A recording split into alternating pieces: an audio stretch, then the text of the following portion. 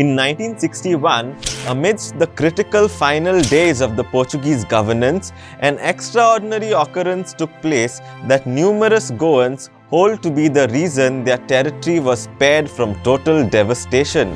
Filomeno Diogo Jacinto da Silva shares a personal narrative detailing how Goa was preserved from devastation by the Portuguese during the liberation period in 1961. Diogo Jacinto da Silva recounts a miraculous event that transpired shortly before Goa's liberation, which ultimately spared the region from complete ruin. When he tells about himself as follows, he says he was blessed with a natural aptitude for playing the violin. He was enlisted in the Portuguese military in 1958. He travelled to Portugal in 1959 to undertake his sergeant militant training and returned to Goa in 1960.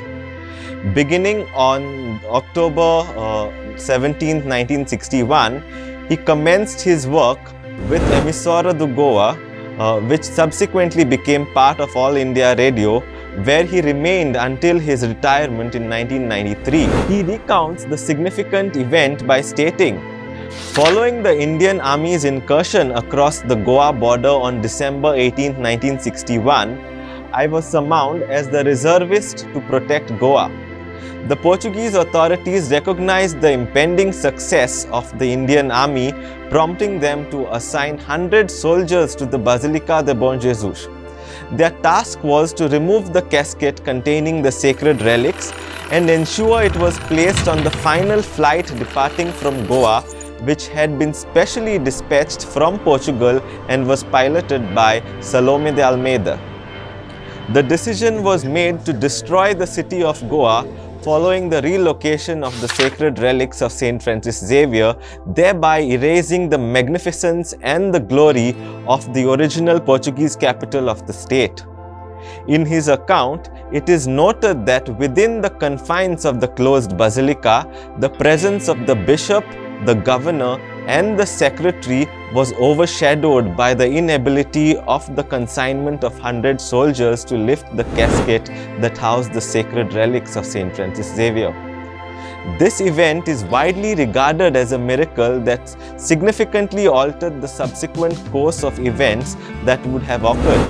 As a result of witnessing this extraordinary occurrence, the governor, who had received orders from Salazar to annihilate Goa, found himself compelled to reconsider his sentence. The execution of such orders would inevitably lead to the destruction of the sacred relics of the patron saint of Goa and the defender of the East. This remarkable intervention of Saint Francis Xavier ultimately preserved the city of Goa, the first Portuguese capital in the state, from being reduced to utter ruins during their withdrawal from Goa in 1961.